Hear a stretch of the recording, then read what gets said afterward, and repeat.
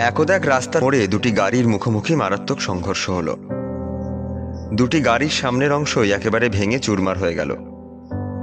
এত বড় দুর্ঘটনার পরেও সৌভাগ্যক্রমে দুটি গাড়ি চালকেরই কিন্তু কিছু হয়নি। তারা উভয়ই একদম অক্ষত অবস্থায় ছিল। এই দুটি গাড়ির মধ্যে একটি চালক একজন পুরুষ আর অপর গাড়ির চালক ছিল একজন মহিলা। দুর্ঘটনার পর দুজনেই ভাঙা গাড়ি থেকে কোনো ক্রমে বেরিয়ে এলেন। গাড়ি থেকে নেমে মহিলাটি বলল, দেখুন, আমাদের গাড়ির আর কিছুই অবশিষ্ট রইল না, পুরোটাই নষ্ট হয়ে গেছে। তবে সৃষ্টিকর্তাকে অসংখ্য ধন্যবাদ যে তিনি আমাদেরকে বড় ধরনের বিপদ থেকে রক্ষা করেছেন। সৃষ্টিকর্তার হয়তো এটাই ইচ্ছে, এই ঘটনায় আপনার আর আমার মধ্যে একটা সুন্দর এবং বন্ধুত্বপূর্ণ সম্পর্ক গড়ে উঠবে, এবং এই ঘটনার জন্য আমরা কেউ কাউকে দায়ী করব না।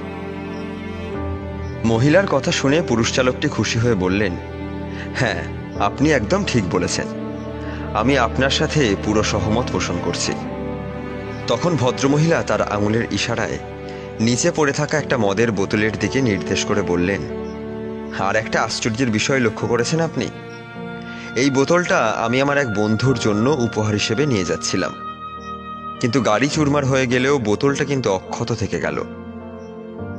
সৃষ্টিকর্তা মনে হয় চাইছেন আমরা এটা দিয়ে আমাদের আজকের এই সৌভাগ্যটা উদযাপন করি। এবার মহিলাটি সেই মদের বোতল লোকটির হাতে দিয়ে বললেন, নিন, উদযাপন শুরু করুন। লোকটি বোতলের ক্যাপ খুলে 3 চুমুক পান করে বোতলটি মহিলার দিকে এগিয়ে দিয়ে বললেন, ধন্যবাদ, এখন আপনি নিন। মহিলাটি বললেন, আমি আসলে এত বেশি পান করি না, আপনি আরেকটু পান করে আমাকে দিন। লোকটি তখন বোতলের প্রায় 75% মদ পান করে বোতলটি মহিলার দিকে এগিয়ে দিয়ে বললেন, নিন ম্যাডাম, এখন আপনিই পান করুন।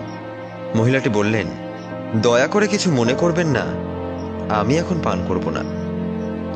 এখন পুলিশের অপেক্ষা করছি, পুলিশ এসে দেখে বলুক এই দুর্ঘটনার জন্য আসলে দায়ী কে। মিষ্টি ভাষায় কথা বলা মানুষ সবসময় ভালো হয় না। আমাদের আশেপাশেও এমন অনেক মিষ্টভাষী লোক আছে যাদের বাইরে থেকে দেখলে মনে হবে ভাজা মাছটি উল্টে খেতে জানে না। প্রকৃতপক্ষে এরা সত্যিকার অর্থেই ধূর্ত ব্যক্তি। এমন ব্যক্তিদের বিষয়ে আমাদের সচেতন হওয়া উচিত।